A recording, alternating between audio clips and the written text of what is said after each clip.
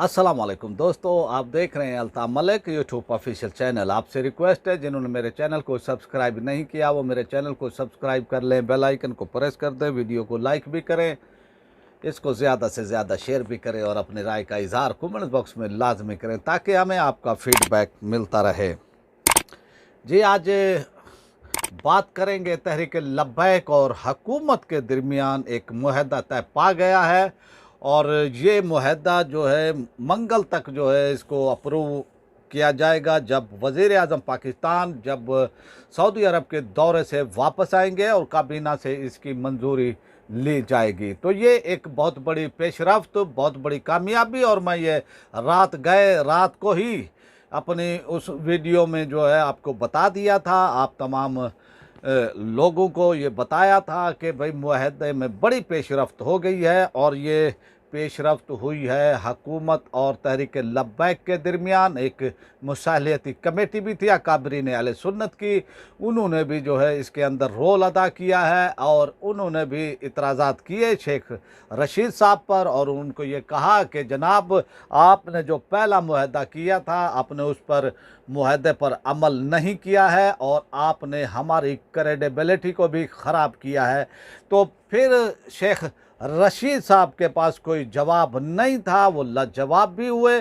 बहरहाल अल्लाह का करम हुआ है पाकिस्तान पर और हुकूमत को अल्लाह ने हिदायत दी है कि भाई जो मामलात तय नहीं करना चाह रही थी, जो किसी सूरत में भी तहरीक लब्बैक को जो है कुचलना चाहती थी, और आप ये देखें कि पुरअमन एहतजाज तहरीक लब्बैक ने किया, लेकिन बहरहाल वो कहते हैं कि देर आयत दुरुस्त आयत। और इस तरह से फिर जो सिक्योरिटी इदारे हैं, जो हमारे खुफिया इदारे हैं, उनकी रिपोर्टें, और फिर हमारा जो एक मेन इदारा है पाकिस्तान का, पाक फ़ौज का, उनके लोग इसके अंदर शामिल हुए। और वो जो क्योंकि सिक्योरिटी के मामलात हमारे पाक फ़ौज पर ही है और पाक फ़ौज वो देखती है, और जो सूरत हाल इस वक्त खित्ते की है और पाकिस्तान अंदरूनी हालात यानी अंदरूनी मामलात जो है अफरा तफरी की तरफ हों, तो इसका पाकिस्तान मुतहम्मिल नहीं हो सकता और दुश्मन मुल्क की एजेंसियाँ, दुश्मन मुल्क इससे फ़ायदा उठाने की कोशिश वो करते हैं। फिर ये एक चिंगारी होती है और ये थोड़ी सी भी जब भी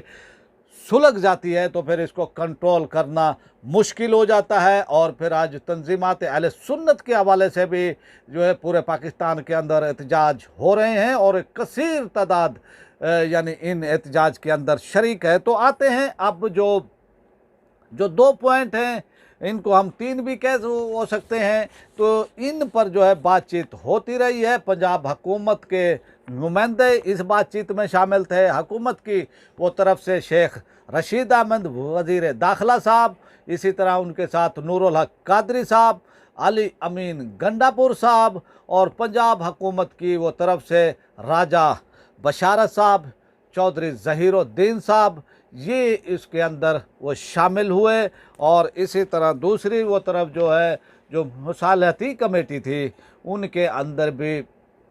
जो नाम है वो है पाकिस्तान सुन्नी तहरीक के सरबराह सरवत इजाज़ कादरी साहब, जमीयत उलमा पाकिस्तान के सरबराह जनाब साहिबजादा अबुल खैर मोहम्मद ज़ुबैर साहब, इसी तरह साहिबजादा खालिद सुल्तान साहब जिनका ताल्लुक़ बलोचिस्तान से है, और निज़ामुद्दीन सियालवी साहब जिनका ताल्लुक़ सियाल शरीफ के खान वादे से है। इसी तरह जलील अहमद शर्कपुरी साहब जो कि MPA भी हैं और इनका ताल्लुक़ शेखो वो पूरा से, और इसी तरह साहिबजादा हामिद रज़ा साहब जो सूबाई मिनिस्टर औकाफ मजहबी अमूर आज़ाद वो कश्मीर, ये लोग इसके अंदर शामिल थे। और तहरीक लब्बैक के 6 रुकनी शुरा के अरकान भी इसके अंदर शामिल हुए हैं। और फिर तहरीक लब्बैक के सरबराह जनाब साहिबजादा सादर रिजवी साहब भी, उनसे जो है टेलीफोन पर राब्ते किए गए, पल पल की जो है उनको रिपोर्ट दी गई। इसी तरह फिर उनसे ये सब उन्होंने अप्रूवल किया, उन्होंने अप्रूवल दी और अपने शूरा पर उन्होंने एतमाद का इजहार किया और तमाम इख्तियारात शूरा को मुंतकिल कर दिए और उनको ये कहा कि भाई जो शूरा फ़ैसला वो करेगी वो मुझे मंजूर होगा। तो इस तरह से जो है ये मुज़ाकरात चलते रहे और ये मुज़ाकरात ये तवील हुए और इस तरह से पहला जो यानी वो मुज़ाकरात का दौर वो चला था वो भी तकरीबन 7 घंटे से ऊपर का था और फिर उस वक्त उसमें पेशरफ्त हो गई थी। कुछ मामलात पर जो है वो अटके हुए थे, हुकूमत और तहरीक लब्बैक के वो दरमियान मामलात, और ये सब जो है एक दूसरे से बदएतमादी का मैं वो समझता हूँ कि इजहार कर रहे थे। तहरीक लब्बैक के जो शूरा है वो हुकूमत पर इत्माद करने के लिए बिल्कुल ही तैयार नहीं थी। और मैं ये हमेशा से कहता हूँ, जब से ये शुरू हुआ है, वाक़यात ये शुरू हुए थे, मैं उस वक्त ये कहा था कि भाई ये जो आज आप हुकूमत ये बीज बो रही है, हुकूमत एक मुआहदा करके फिर आपने उन पर एग्रीमेंट पर उस मुआहदे पर अमल नहीं किया, उस मुआहदे को तोड़ दिया और तहरीक लब्बैक की क़यादत को, उनके वो सरबराह को अरेस्ट किया गया है। और इस तरह से फिर एक बदएतमादी की एक फ़ज़ा कायम थी और इस बदएतमादी की फ़ज़ा कायम को फिर इसके अंदर गारंटर भी थे और वो गारंटर थे, उन्होंने गारंटी दी है जो पाकिस्तान की सलामती के इदारे हैं और पाक फ़ौज से उनका वो ताल्लुक़ था। उन्होंने इसकी गारंटी दी है कि भी हुकूमत से जो अब मुआहदा होगा हम इसकी गारंटी देते हैं, क्योंकि उनको सबसे ज़्यादा कंसर्न हमारी पाक फ़ौज को है कि वो चाहते हैं कि पाकिस्तान में कोई ऐसी एहतजाज की लहर ना हो। पाकिस्तान के अंदर इस वक्त जो खित्ते के हालात है, जो अफ़गानिस्तान के हवाले से है और जो सूरत हाल हिंदुस्तान के हवाले से बन रही है और चाइना और हिंदुस्तान के दरमियान जो मामलात हो रहे हैं, फिर अमेरिका और हिंदुस्तान और इस तरह से दूसरे यूरोपीय यूनियन के मुल्क यानी जो पाकिस्तान के ख़िलाफ़ वो साजिश कर रहे हैं, तो इसलिए उनको कंसर्न थे और वो चाहते थे कि पाकिस्तान के अंदर जो है पुरसकून हो। तो इसके अंदर बहुत ही अहम रोल अदा किया है हमारे इदारों ने और फिर हमारे इदारों की रिपोर्टें भी आई और रिपोर्टों ने जो है खलबली मचा दी। और पहले हुकूमत नहीं चाहती थी, हुकूमत चाहती थी कि हम इनको कंट्रोल कर लेंगे, हम तहरीक को कुचल देंगे, हम इस धरने को कुचल देंगे। आईजी पंजाब ने इस हवाले से फिर ये यानी वो कहा, यकीन दहानी वो कराई फेडरल हुकूमत को भी और उस्मान बुजदार साहब को भी कि हम इनको लाहौर से निकलने नहीं देंगे। लेकिन आपने देखा कि जो लोग जान देने से नहीं वो डरते हों, जो या रसूल अल्लाह के लब्बैक या रसूल अल्लाह के नारे लगाते हुए जा रहे हों और इस तरह से वो यानी उनके जज्बे हों, मैं वो समझता हूँ। और या मकबूल जान वो कहते हैं कि यानी वो ये कहते हैं कि मैंने आज तक ज़िंदगी में ऐसा चार्ज क्राउड नहीं देखा, ऐसे चार्ज जो है कारकुनान नहीं देखे। तो उनके आगे फिर लाहौर इंतज़ामिया की नफरी, रेंजर्स की नफरी, उन्होंने जो है जिस तरह से शेलिंग की गई, जिस तरह से मामलात हुए और जो है फिर वो ये कह रहे थे कि ये मामलात जो हैं ये पैदल जा रहे हैं तो ये थक जाएंगे और जगह जगह इनको जो है वो तंग किया जाएगा, तो इस तरह इनकी तादाद जो है कम होती जाएगी। लेकिन जैसे ही लाहौर से वो निकले और इस तरह से कि हुकूमत ने अपना टिल का जो है पुलिस रेंजर्स का जो है ज़ोर दगा लिया, लेकिन निहत्ते लोगों ने जो है लब्बैक या रसूल अल्लाह के नारे लगाते हुए वो आगे वो बढ़े। और फिर हमारे जो वो पुलिस वाले लोग हैं, हमारे रेंजर्स के लोग हैं, वो भी हमारे भाई और फिर उनके भी वो जज्बे जो हैं यानी वो हुए कि हम किन पर जो है जुल्म और सितम कर रहे हैं, उनमें भी फिर ये एहसास हुआ कि हम किन पर फायरिंग कर रहे हैं। तो उन्होंने भी जो है इसका फिर इनकार किया कि हम तहरीक लब्बैक पर फायरिंग नहीं करेंगे। उससे जो है फिर पंजाब हुकूमत को यानी वो खिफत भी उठाना वो पड़ी है, क्योंकि हुक्मरान जो होते हैं वो देखते नहीं हैं, वो अपने इक़्तिदार को तूल देने के लिए जो है वो कोशिश वो करते हैं। और हुकूमत की ये कोशिश भी थी कि हम उनकी प्लानिंग जो है सरासर नाकाम हुई है तहरीक लब्बैक के हवाले से। तो ये जो फिर हुकूमत बातचीत पर आई, आमादा हुई और फिर इनकी संजीदगी का आलम ये देखें कि शेख रशीद साहब जो है वो चले गए दुबई मैच के हवाले से, फिर वहाँ से फिर वो वापस आए। ये इसके अंदर मैं वो समझता हूँ हमारे इदारे की मुदाखलत थी और हुकूमत को ये सख्ती से कहा गया था कि तहरीक लब्बैक से मामलात को जो है पुरअमन वो तरीके से हल किया जाए। और इसके अंदर फिर कराची से पाकिस्तान सुन्नी तहरीक के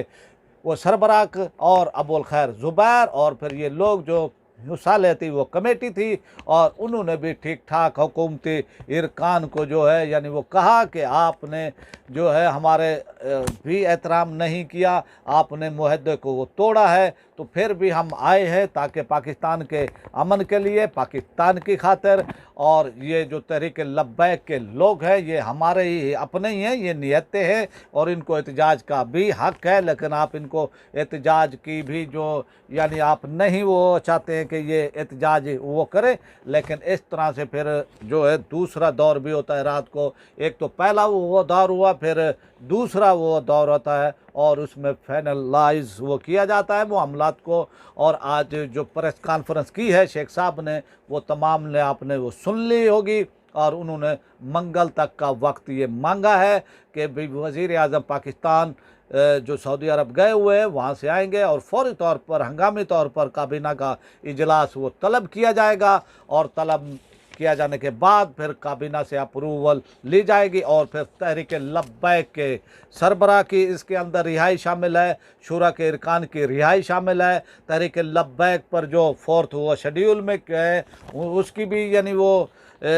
वो शामिल हैं कि वो ख़त्म किए जाएंगे, उनको जो है वो देखा जाएगा और एक वो तरीक़ाकार वो तय किया जाएगा, उसके तहत जो है इन तमाम वो केसेस को ख़त्म किया जाएगा, जो कारकुनान पर केसेस हैं उनको भी ख़त्म किया जाएगा, और तहरीके लब्बैक पर जो कलदम का टैग है इसको भी हटाया जाएगा। और फिर जो फ्रांस वाला सबसे बड़ा मामला,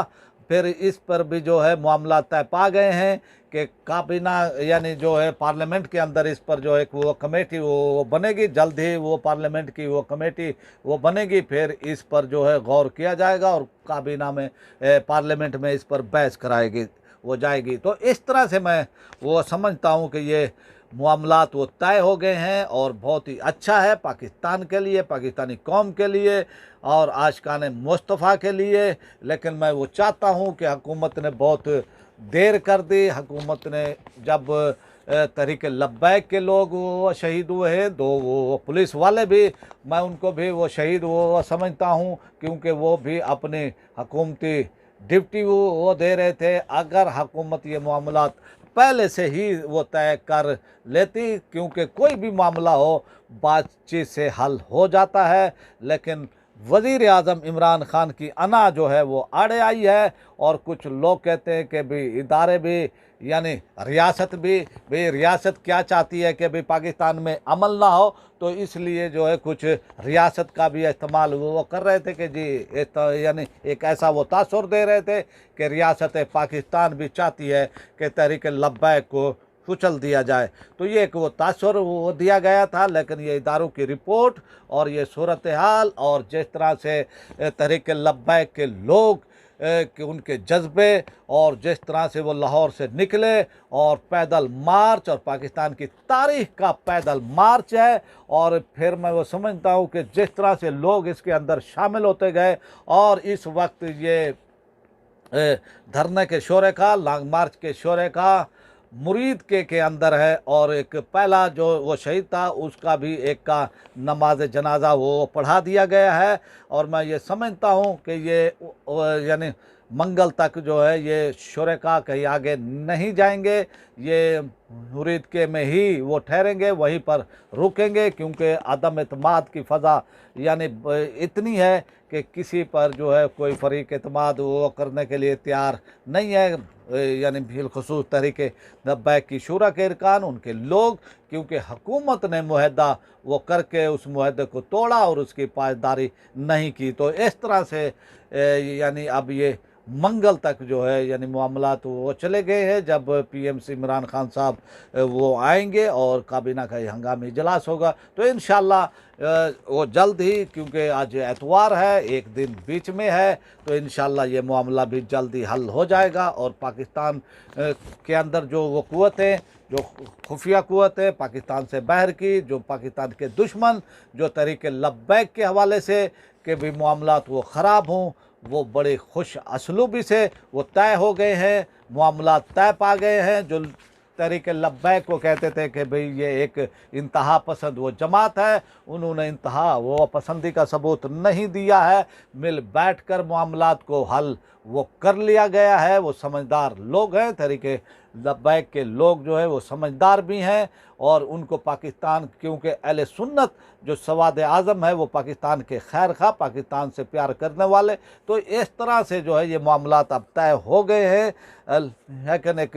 बदकिस्मती ये रही कि अगर यही हुकूमत पहले ही इसका एहतमाम वो कर लेती, मामलात को तय कर लेती, तो मैं ये समझता हूँ कि जो